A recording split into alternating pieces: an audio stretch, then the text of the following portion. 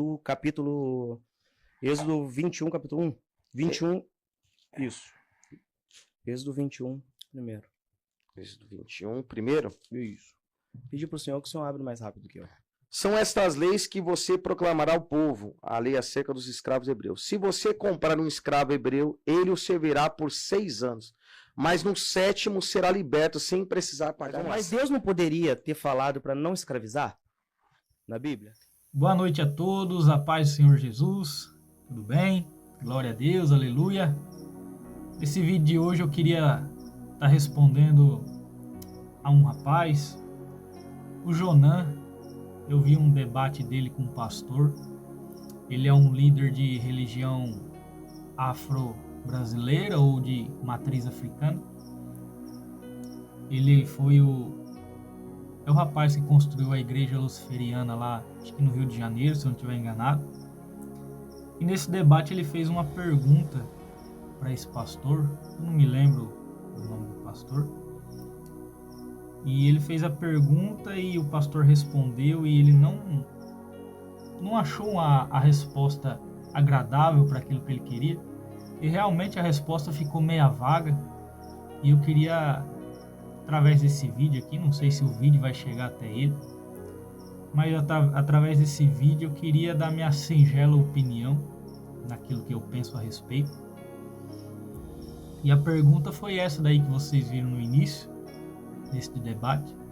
Ele perguntou, né, que por que Deus, aqui em Êxodo 21, por que Deus ele não escreveu não tenham escravos, não façam escravos? Por que Deus permitiu, né, que houvessem escravos? E é uma pergunta interessante, né?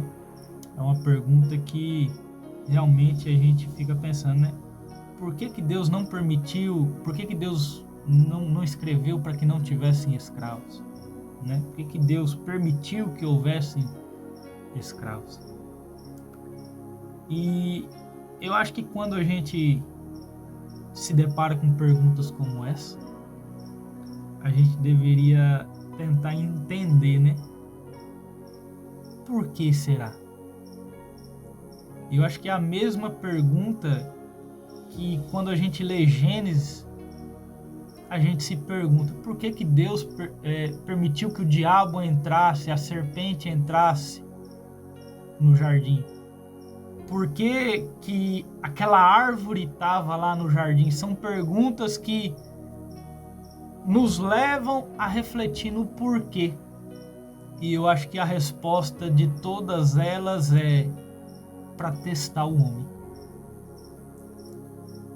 Assim como Deus permitiu que lá dentro daquele jardim tivesse a árvore da vida e a árvore do conhecimento do bem e do mal, por que Deus permitiu que aquela árvore tivesse ali para testar o homem?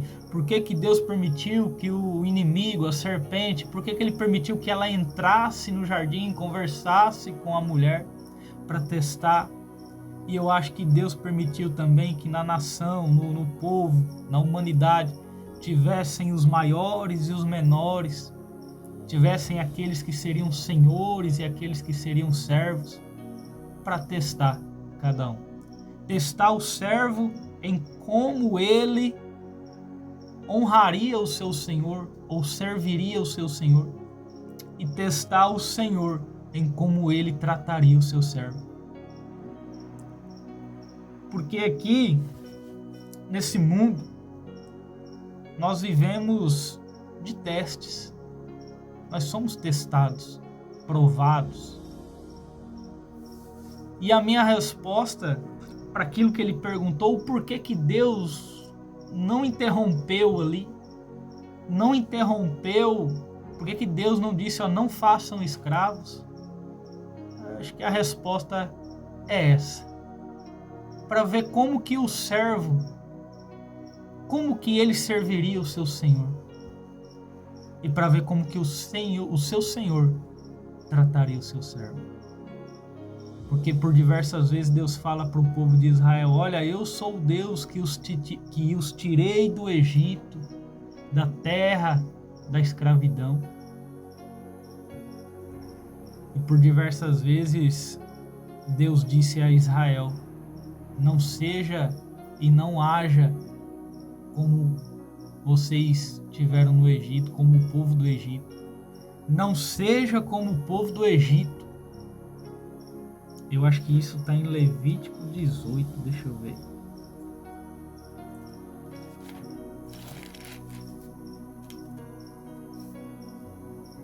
Disse o Senhor a Moisés: diga o seguinte aos israelitas: eu sou o Senhor, o Deus de vocês. Não procedam como se procede no Egito, onde vocês moraram, nem como se procede na terra de Canaã, para onde eu estou os levando.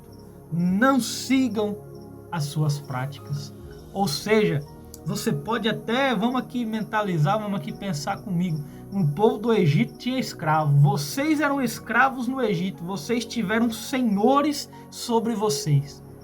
Mas não haja como eles agiram, porque o povo do Egito escravizou Israel por 400 anos. E o povo do Egito colocava jugo pesado sobre Israel. Até quando Moisés foi lá e pediu para libertar o povo, o faraó disse: não dê mais palha. Diga que agora eles vão ter que ir atrás da palha e eles têm que produzir o mesmo tanto de tijolos. Ou seja, Deus está falando: vocês agora vão ser senhores. Vocês vão ter terras, vocês vão ter propriedades, vocês vão ter escravos, mas não haja como o Egito. E também não haja como os cananeus, não haja como aquele povo que mora lá na terra aonde eu estou levando vocês. Talvez você que está ouvindo essa mensagem, não sei se o Jonan vai estar ouvindo, diga: mas o povo de Israel também colocou jugo pesado sobre os escravos. Infelizmente. Infelizmente. Deus diz para eles não agirem igual. Deus chama Israel para ser uma nação separada, para ser exemplo para as outras nações.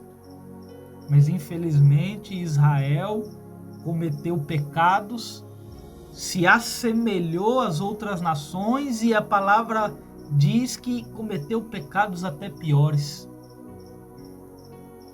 Infelizmente.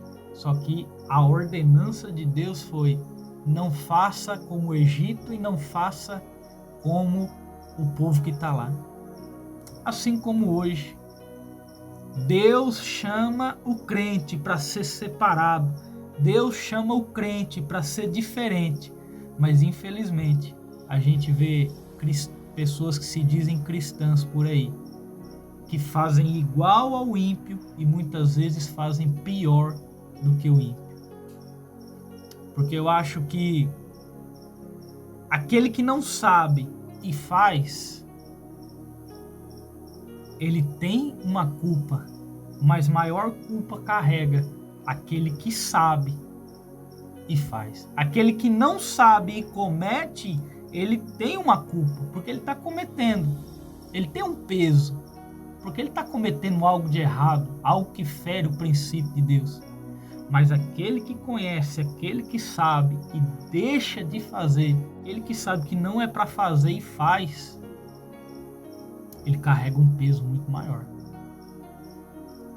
Então, a minha resposta é: por que Deus ali ele falou para não ter escravos? Porque realmente é isso. Deus ele não interfere na ação do homem. Então ele permitiu talvez para ver como que nós agiríamos, como que nós seríamos. Se nós pegarmos o Novo Testamento também, aonde Paulo ele dá leis, acerca de como que o Senhor deveria ser, como que o servo deveria ser, a gente vai ver amor ali naquela ordenança, porque ele diz: olha, escravos, não pensem que porque o seu Senhor é irmão em Cristo, que vocês devem agora agir de qualquer maneira. Pelo contrário, honrem ainda mais por ele ser irmão em Cristo. E quando Paulo vai falar a respeito do Senhor, Paulo diz: olha, vocês senhores, lembrem que há um Senhor acima de vocês. e ele olha tudo o que acontece na terra. Então sejam justos. E se eu pudesse dar uma dica, um conselho, né, para você que talvez tenha essa mesma dúvida, esse mesmo questionamento, leia a carta de Filemão. A carta de Filemão é 3 personagens principais ali, que é Filemão, Paulo e Onésimo. Paulo é o apóstolo Paulo escrevendo uma carta para Filemão a respeito de um escravo fugitivo chamado Onésimo. E de repente Paulo se encontra com esse Onésimo, com certeza ele diz o que aconteceu com ele, o porquê que ele estava fugindo. Paulo prega para ele, Paulo fala de Jesus para ele, e de repente este homem se torna um irmão em Cristo. E aí a lei diz, olha, o escravo que fugiu tem que retornar, você encontrou ele, você tem que levar ele de volta para o seu senhor. Era o que dizia a lei. E Paulo então manda Onésimo de volta para Filemão, levando uma carta. É muito lindo. Então eu aconselho você que talvez tenha esse questionamento, a ler a carta de Filemão, aonde Paulo ali expressa o amor dele por Filemão, aonde Paulo ali expressa o amor dele por Onésimo, e aonde Paulo pede, Filemão, agora expresse o teu amor por Onésimo, pois ele é o irmão em Cristo. Leia a carta de Filemão e saiba que Deus, ele ama tanto o Senhor e ele ama tanto o servo. Ele ama tanto, como diz em Filipenses capítulo 2, que aquele que é Senhor de senhores se esvaziou da sua glória, tomou a forma de servo e veio para servir. Ele deixou o maior exemplo, que essa classe social entre grande e pequeno, escravo e livre, senhor e servo, há somente na lei dos homens. Há somente entre a humanidade aqui. Porque para Deus, ele veio e ele aplanou tudo. O Senhor Jesus, ele veio e ele aplanou. Ele derrubou montes, ele tapou buracos e ele deixou tudo reto.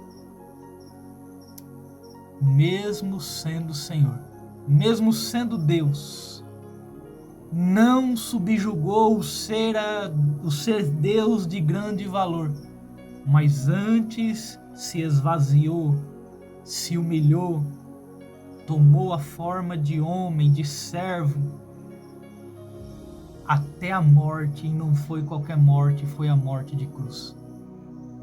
Esse é meu Jesus, que sendo Senhor, sendo Rei, sendo Deus, se fez servo. E nos últimos momentos da sua vida terrena aqui conosco, na última ceia em que ele teve com os apóstolos, ele lavou os pés de cada um. Ele pegou a toalha, pegou a bacia. O serviço que era do servo mais, vou usar uma palavra aqui, talvez seja a palavra errada, mas o serviço que era do servo mais, vou usar inferior, o servo mais inferior da casa, ele estava sujeito a lavar os pés das pessoas. O servo mais inferior tinha essa ordem, ele tinha esse trabalho. O mais inferior, que era de lavar os pés do visitante, de lavar os pés dos seus senhores. E de repente, o Senhor dos senhores, Rei dos reis, todo mundo sentado, esperando o servo chegar, e de repente quem aparece é o Cristo, com uma toalha, com uma botija com água, se ajoelhando e lavando os pés. E ele diz: vocês me chamam mestre. E olha o que eu acabei de fazer. De fato eu sou um mestre. Eu sou Senhor. Mas olha o que eu acabei de fazer. Sigam isso como exemplo e façam um pelos outros. Infelizmente o evangelho não. Infelizmente os evangélicos, os cristãos, não têm seguido esse ensinamento. Têm buscado cada vez mais crescer e ser maiores, grandiosos. Os templos cada vez mais imensos. Os pregadores cada vez mais luxuosos, cobrando cada vez cachês mais caros, enquanto tem pessoas humildes dentro do salão, pagando aluguel, com aluguel atrasado, com a conta de água atrasada, com aluguel atrasado, precisando de uma cesta. Mas eu não sigo exemplo de pregadores, principalmente dos mercenários. Eu não sigo exemplo dessas pessoas. O meu exemplo é Cristo. E ele disse: lave os pés uns dos outros. Sigam o exemplo do que eu fiz. Então a questão é: por que Deus não apagou os escravos, ou por que Deus não disse não façais escravos? É porque isso é para nos testar. E infelizmente não há só escravos físicos, de coisas físicas, não há somente senhores físicos, mas o apóstolo Paulo ele nos ensina dizendo que o homem ele é escravo daquilo que o domina. Então existem muitos homens por aí que eles são senhores de outros homens, são patrões, mas são escravos do adultério, são escravos da bebida, são escravos da droga, são escravos do pecado. Então o homem ele é escravo daquilo que o domina.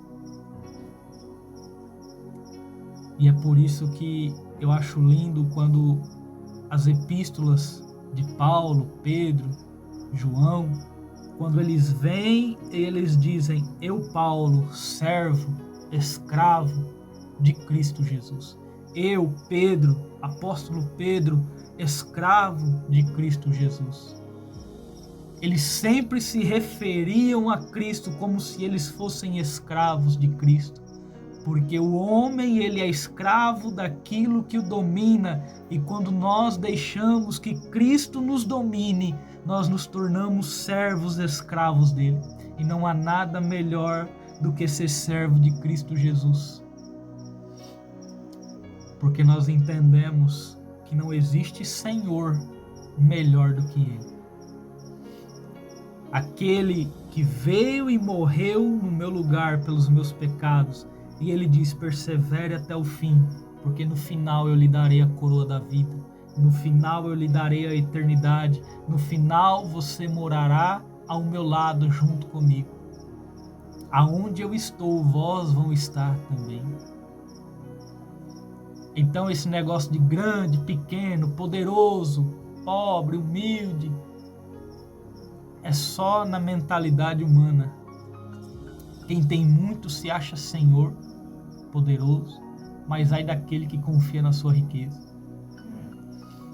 É por isso que nós devemos nos entregar a Cristo e deixar que Ele seja o nosso Senhor. Espero que essa resposta tenha aberto a mente de alguém. Espero que essa resposta possa ter trazido luz para alguém. Esse negócio de escravo, Senhor, é só aqui, ó. É só na mente. Ah, Guilherme, mas eu trabalho, eu tenho um Senhor sobre mim. Mas quando você aceitar Cristo, quando você se entregar a Ele, andar com Ele, conhecer Ele, viver para Ele, você vai ver que tudo isso um dia vai acabar. Tudo isso um dia acabará. E todos nós seremos um só com Cristo Jesus na eternidade. Como disse Pedro em sua carta, ainda que vocês tenham que sofrer um pouco só de aflição, um pouco de tempo a mais de aflição, ainda que vocês ainda tenham que passar por esse período, vocês o amam. Deixa eu ver se eu acho aqui, acho que é 1 Pedro.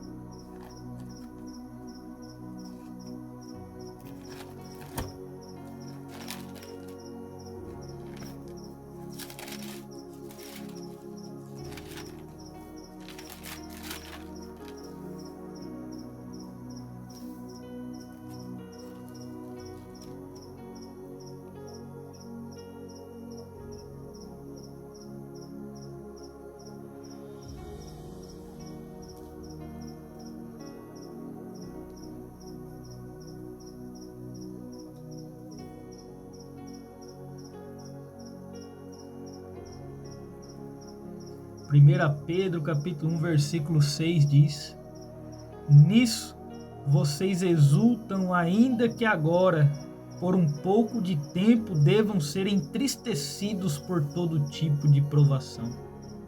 Assim acontece para que fique comprovado que a fé que vocês têm, muito mais valiosa do que o ouro que perece, mesmo que refinado pelo fogo, é genuína e resultará em louvor, glória e honra quando Jesus Cristo for revelado.